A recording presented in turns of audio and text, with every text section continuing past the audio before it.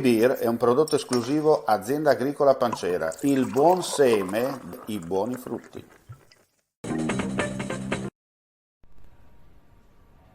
Un cordiale saluto gentili amici e amiche alla visione e all'ascolto per quanto riguarda questa pagina informativa di friulitv.net. Chiaramente in apertura facciamo un veloce aggiornamento per quanto riguarda il maltempo in Friuli Venezia Giulia sulle immagini delle operazioni in corso dalla sede centrale di Palmanova della Protezione Civile.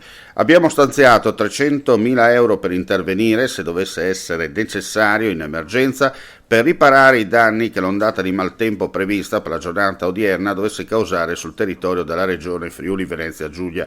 Lo comunica il vicegovernatore e assessore con delega alla Protezione Civile Riccardo Riccardi, che nella giornata di ieri, d'intesa con il governatore Fedriga, ha decretato lo stato di preallarme sul territorio, in vista di un rischio di emergenza in conseguenza degli eventi meteorologici avversi previsti per la giornata odierna e tuttora in corso.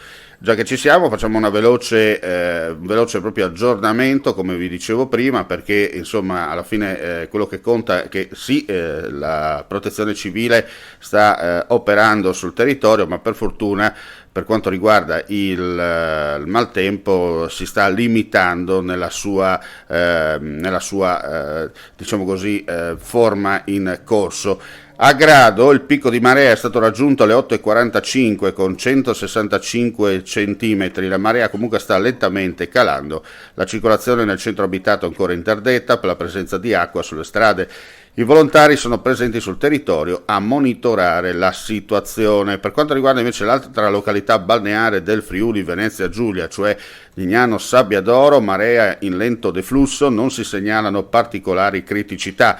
Per le prossime ore è prevista ancora piogge, anche intense, forti venti con mareggiate. L'allerta meteo prosegue fino alla mezzanotte odierna, si invita pertanto alla massima attenzione. Per quanto riguarda invece la zona del villaggio del Pescatore, anche qui la situazione è sotto controllo, idem a Muggia, c'è stata chiaramente l'invasione in quantità minore delle acque fuori dal porticciolo nella zona del centro, però quello che conta, ripetiamo, per fortuna tutto nella norma. Ulteriori aggiornamenti come sempre sul nostro sito friulitv.net per quanto riguarda il maltempo minuto per minuto. 2 persone invece sono rimaste ferite questa mattina a seguito di un sinistro accaduto lungo la bretella della A28 a Sacile Est.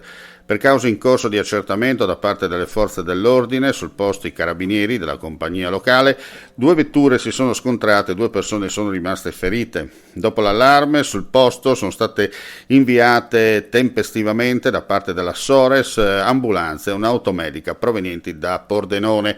Le 2 persone ferite sono state trasportate con le ambulanze all'ospedale del capoluogo del Friuli Occidentale in codice giallo. Sul posto anche i vigili del fuoco per quanto riguarda di loro competenza.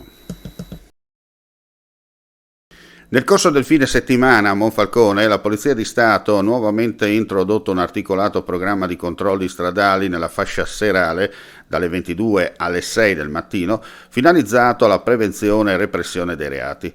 Nel corso dei servizi, disposti con ordinanza del Questore di Gorizia in stretta sinergia tra il personale del Commissariato del Distaccamento di Pubblica Sicurezza e di quello di Polizia Stradale Monfalconese, sono stati sottoposti a controllo i conducenti di oltre 40 veicoli al fine del contrasto della guida in stato di ebbrezza alcolica e della guida in condizione di alterazione dovuta all'assunzione di sostanze stupefacenti, psicotrope e psicoattive.